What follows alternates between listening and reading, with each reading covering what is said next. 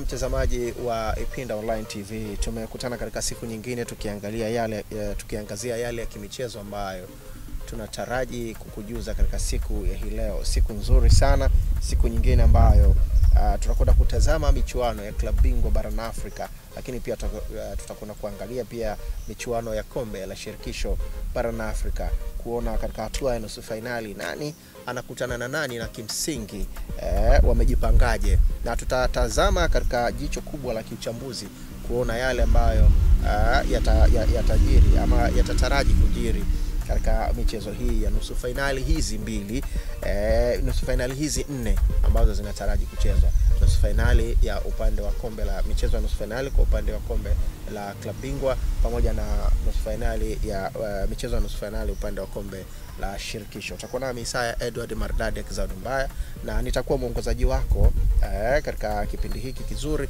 mpaka pale tutakapotamatisha, lakini sitakuwa peke yangu, nitakuwa na Jordan, ambapo tutafanya uchambuzi wa kutosha kwa mchezo mmoja baada ya mwingine. Lakini kubwa katika siku ya hii leo ni kuangazia mchezo wa hatua ya nusu finali unaotaraji kuchezwa siku ya kesho, siku ya tarehe 20, mchezo ambao utachezwa katika uwanja wa New Amani Complex katika visiwa vya Zanzibar, ambapo Simba Sports Club watakuwa nyumbani ukitumia uwanja wa Amani kama uwanja wa nyumbani, wakiwakaribisha klabu ya Stellenbosch kutoka South Africa.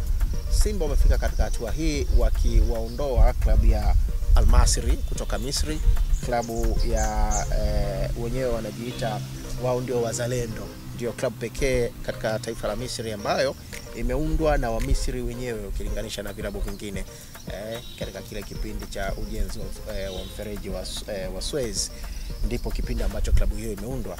Na Simba baada ya kuwa nyuma kwa magoli mawili katika mchezo wa mkondo wa kwanza uliochezwa katika uwanja wa Suez Canal huko Misri, Masri walikuja Tanzania wakiwa na matumaini makubwa ya pengine kusonga mbele, lakini mambo yakaenda tofauti. Klabu ya Simba Sports Club wakaweza kufanikiwa kuibuka na ushindi wa magoli mawili, kwa hivyo aggregate ama mlingano wa magoli ukawa ni magoli 2-2, na hivyo mchezo kaamuliwa kwenda kwenye mikwaju ya penalti, ambapo klabu ya Simba waliweza kuibuka na ushindi wa kupata mikwaju 4 dhidi ya 1 kutoka Masri ya nchini Misri. Na sasa hatua inayofuata ni wanakutana na Stellenbosch, ambao katika safari yao wao walimaliza michezo yao miwili, mchezo wa kwanza ukimalizika kwa sare katika uwanja wa South Africa kule, lakini mchezo wa pili ukamalizika pia kwa Stellenbosch kupata ushindi ugenini mbele ya uwanja wa National Stadium huko katika taifa la Misri, katika mji mkuu wa Misri, Cairo. Kwa hivyo Stellenbosch wakaweza kuibuka na ushindi na wakaingia hatua inayofuata. Tutakwenda kutazama kwa mapana na marefu uimara na udhaifu wa klabu ya Stellenbosch, uimara na udhaifu wa klabu ya Simba, lakini pia tutakwenda kupitia katika rekodi mbalimbali ili kuona klabu ya Simba ama Stellenbosch ipi ambayo kwenye makaratasi inaonekana inaweza ikawa na nafasi ya kusonga mbele katika michuano hii na pengine kuchukua ubingwa ama nafasi ya kuchukua ubingwa. Kama nilivyokuambia, utakuwa nami Isaya Edward Mbaya na nitakuwa na Jordan hapa, tutazungumza mengi. Naam, bwana Jordan, mambo vipi? Safi kabisa. Uko salama? Niko salama kabisa. Sasa tuangazie, tuanze kwanza kuitazama klabu ya Stellenbosch, ambao hawa ni wapinzani wa klabu ya Simba kuelekea mchezo wa nusu finali ambao mkondo wa kwanza utapigwa kwenye dimba la Amani Complex huko visiwani Zanzibar. Timu imekuwa ina hatari, lakini ina wachezaji wa kuchungwa, lakini pia ina eneo la udhaifu. Pengine tuangalie sehemu ya uimara wao ni wapi hasa. Sehemu ya uimara wa timu ya Stellenbosch hasa wanaanza kwa goalkeeper. Goalkeeping wao Seji Stephens. Seji Stephens. Hawa mabwana yule kocha ameinoa timu kuanzia goalkeeper, kuanzia fullback, midfield mpaka forward. Mfano tukimchukua forward Ashley Kapido, ni kijana mdogo, ana nishati, anakimbia, ana mbio, na pia ni msumbufu kwa sababu na pia ni mrefu, ana urefu wa sentimita 137. Ni kijana na wa 2001 na pia ana miaka 23. ambaye anaweza akawasumbua sana mabeki wa Simba wasipomwangalia kwa makini. Huo ni ubora ambao wamejiwekea. Pia midfield zao walivyotengenezwa, wametengenezwa vizuri. Wakina Titus, wakina Devon Titus wametengenezwa vizuri, bado vijana wadogo, bado vijana, kwa nishati ile ya kwao ambayo wanayo inaweza ikawapa faida na manufaa ya timu. Kwa ulivyoitazama Stellenbosch, unadhani eneo gani Simba wakilifanyia kazi wanaweza wakaibuka na matokeo chanya ya kuridhisha wao, kuwapunguzia mlima mkubwa wanapoenda kucheza mchezo wa mkondo wa pili? Simba inabidi wapambane sana na midfield zao. Wakiweza kuattack vizuri midfield wa Stellenbosch, basi ubingwa ushindi unaweza kupatikana kwa haraka. Ukiwaondoa Mamelodi Sundowns pamoja na Orlando Pirates, ni Stellenbosch ndio wanashika nafasi ya 3. Wakifuatiwa na Sekhukhune United pamoja na TX Galaxy, lakini pia ile top 10 inakamilishwa na Polokwane City, Amazulu, Kaizer Chiefs, Chippa United pamoja na Lemotiville Golden Arrows. Sio? Simba wanacheza kwenye uwanja wa Amani. Mara nyingi Simba wamekuwa wakipata matokeo mazuri kwenye uwanja wa Mkapa. Unadhani kwa mtazamo wako uwanja wa Amani unaweza ukawanyima Simba matokeo mazuri? Kama tulivyozoea kwamba Simba uwanja wa Benjamin Mkapa ndio uwanja wake sahihi wa michuano yote ya kimataifa anafanyia pale. Lakini kwa kutubadilishia uwanja sio kigezo cha Simba kupoteza mechi, kwa sababu sio mara ya kwanza kucheza uwanja wa New Amani Abeid Stadium kwa Simba, kwa uwanja wa nyumbani kwa timu za ugenini wala timu za ndani. Kwa hiyo na kuendelea hofu sasa, inabidi tuwe na imani kwamba Simba cha kwanza kwenda kule New Amani Abeid ni moja ya kuonesha uwezo wa Simba kwamba mimi siwezi nikatumia uwanja mmoja, naweza nikatumia kiwanja hiki na pia nikapata matokeo. Na pia wale kuwatoa nje ya mchezo wapinzani Stellenbosch, kwa sababu kirekodi ukifuatilia wanafuatilia kwamba Simba siku zote wanacheza uwanja wa Mkapa, Benjamin Mkapa Stadium. Lakini sasa kwa nini wanaenda Amani Abeid Stadium Zanzibar, visiwani Zanzibar? Kwa nini?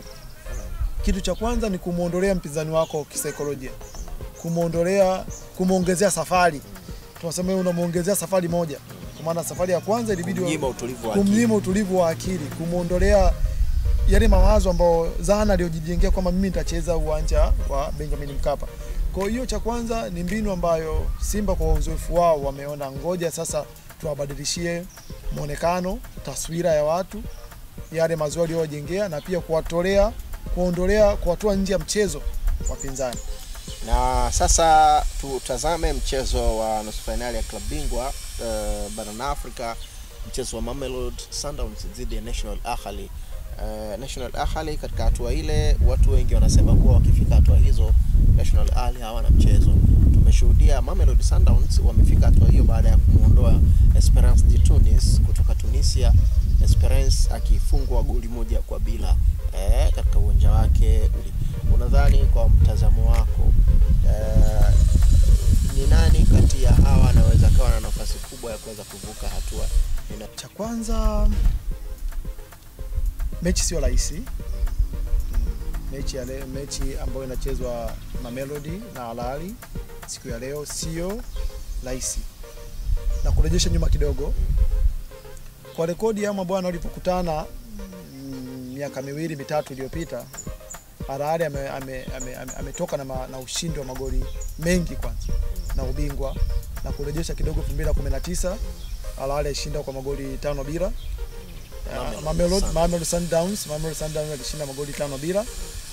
Hiyo CAF Champions League alishinda Mamelodi 5-0. Na pia na kurejesha 2013 pia CAF hiyo Mamelodi alishinda magoli 5-1 dhidi ya Al Ahly. Na kurejesha tena African Football League ambayo Mamelodi alitoka bingwa kuchukua lile kombe la African Football League ambayo alishinda goli 1-0. Kwa tukija kwenye aggregate zao, ina maana Mamelodi Sundowns ameshinda mara 5 mfululizo mbele ya National Al Ahly, na pia Al Ahly ameshinda mara 3 mbele ya Mamelodi Sundowns, na pia draw zikiwa 4. Kwa tukiangalia sasa hapo draw ni 4, mtu kashinda mara 5, alafu Al Ahly kashinda mara 3.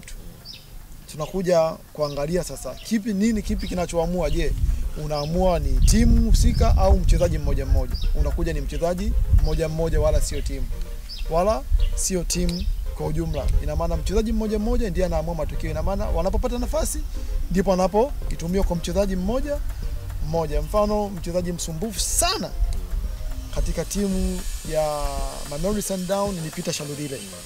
Tunaweza tukamwangazia huyu sana na ukamwangalia huyu sana Peter Shalulile kwa sababu ndo mechi. Tunamalizia kwa kuangalia mchezo wa nusu finali nyingine ambayo inataraji kuchezwa, ambapo tutashuhudia Orlando Pirates wakikaribisha Pyramid kutoka Misri. Ni vita ya South Africa dhidi ya Misri.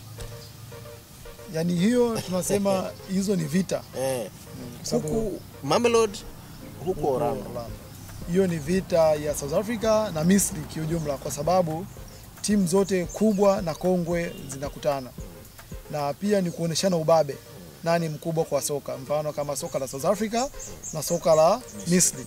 Ina maana leo ndo siku ambayo inaamuliwa ligi ipi bora, ligi ipi nzuri kwa Afrika, ligi ipi pendwa kiafrika. Ina maana leo ni vita ya wakongwe. Na pia nikiwaangalia Orlando Pirates, kuna mchezaji mmoja ni hatari kuliko kawaida, anda Dion Otto.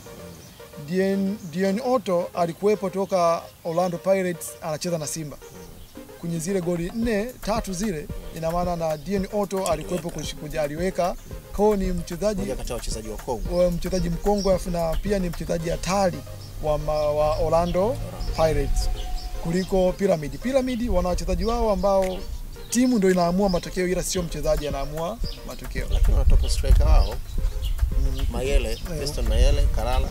Ukimwangalia Fiston Mayele kwa kitu cha leo anachokutana nacho kwenye ligi ya Misri, ukimweka Fiston Mayele sio mbaya, kwa maana hata Champion League huku CAF Champion League amefanya vizuri kwa kufunga magoli mengi.